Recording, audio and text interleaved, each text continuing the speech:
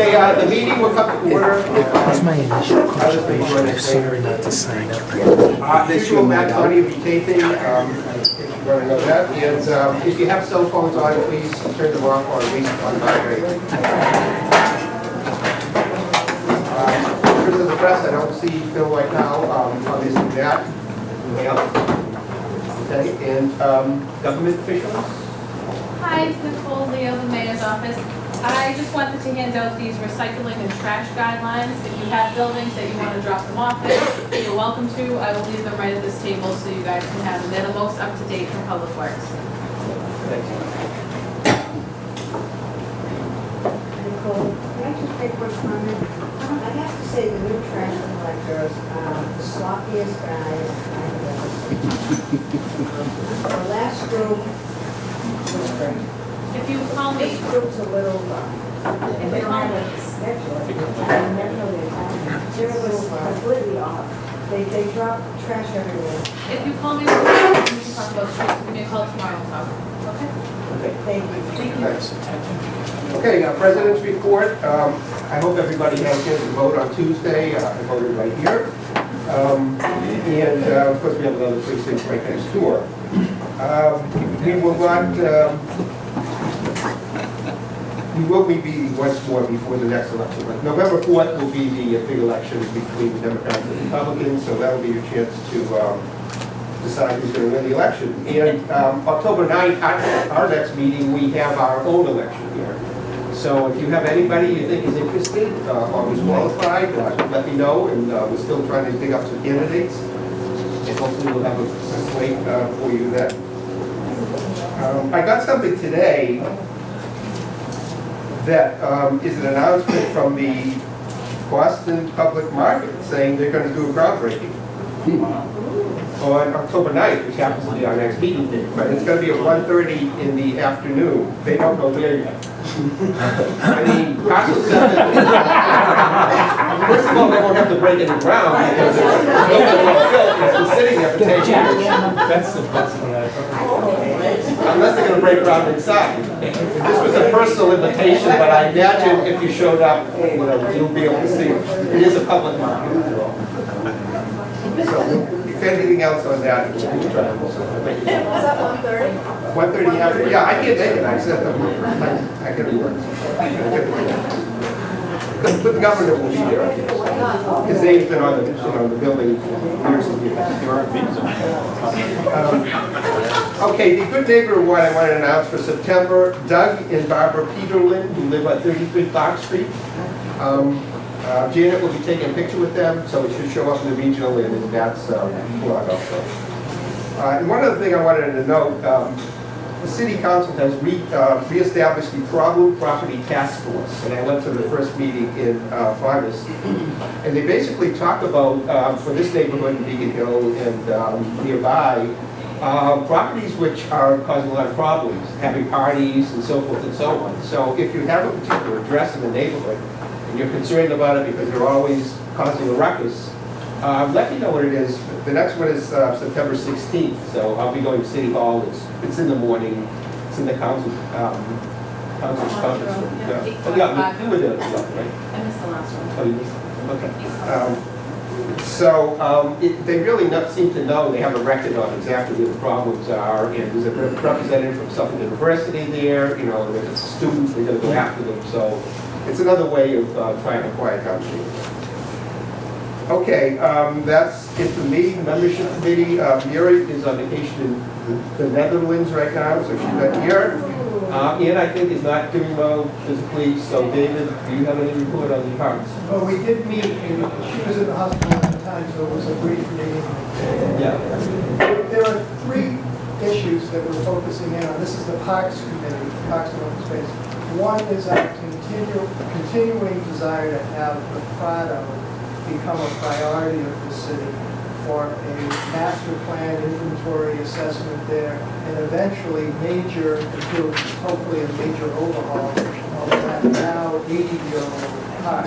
The second issue is trees.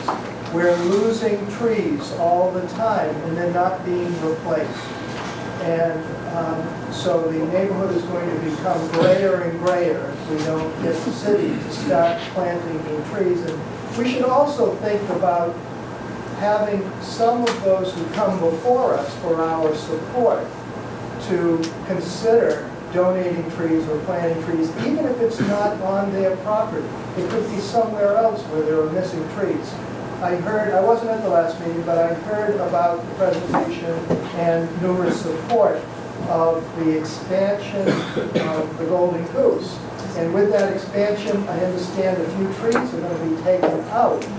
Well, it would have been great, and maybe it's not too late, to ask the owner of Golden Goose to consider planting replacement trees, even if it's somewhere else in the neighborhood.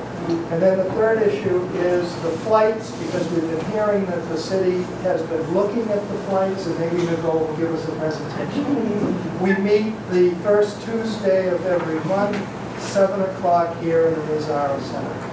You have comment on the flights? Yeah, our conversations about the flights in the office are continuing.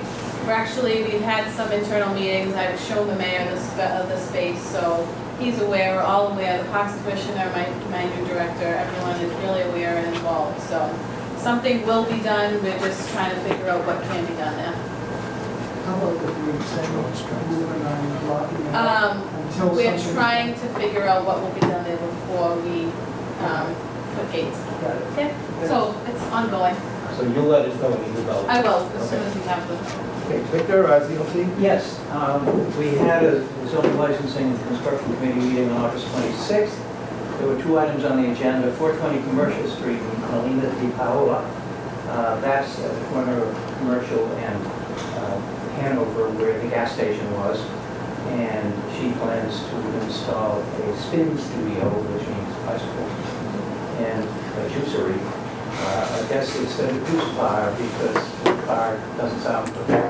A new term has arisen in local language, juice bar. Also on the agenda of the DLC meeting was 69 Prince Street, where Monica's trattoria at 67 Prince Street is expanding into 69. Neither of them are on this agenda for votes because at the time and right up until this agenda was printed, they had not filed and therefore didn't have refusal letters, well, as far as the zoning for Commercial Street, or had not filed with the licensing board to expand the licensing.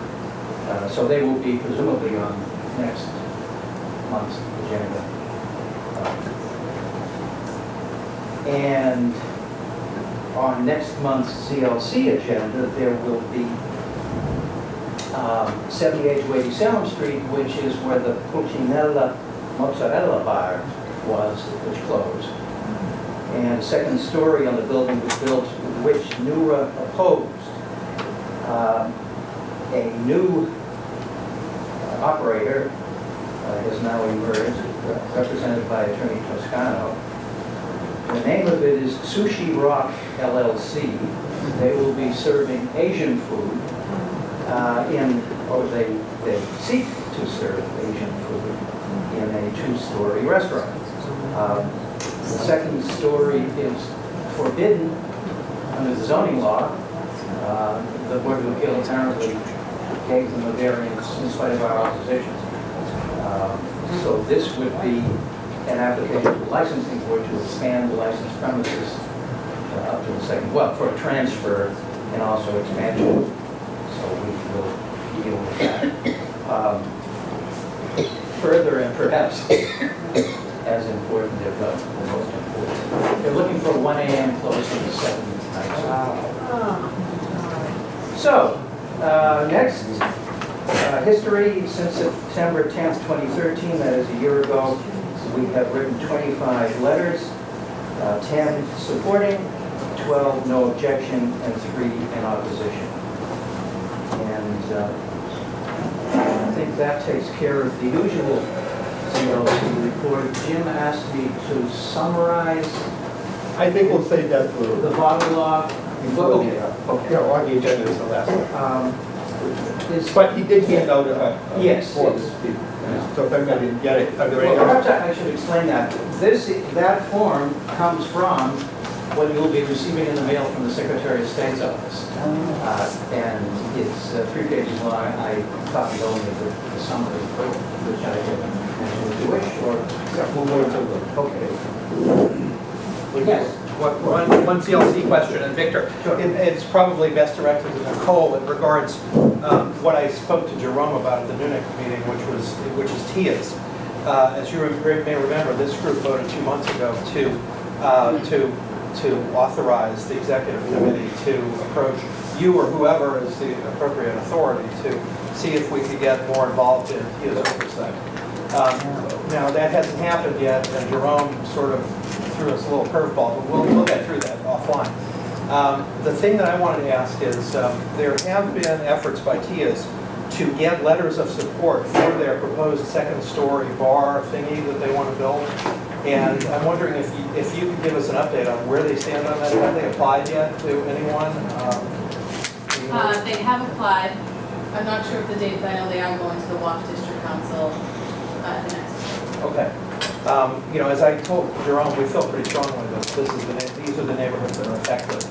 And even though for some historical reason they're lying in the Wharf District, we really care less because their voice projects to us and not to the Wharf District. We really, well, yeah, I'm sure it resonates right through the Marriott building into the Wharf District. But we really want to have an active voice. And so we want to get involved, and maybe I can speak with you offline about the best way to do that.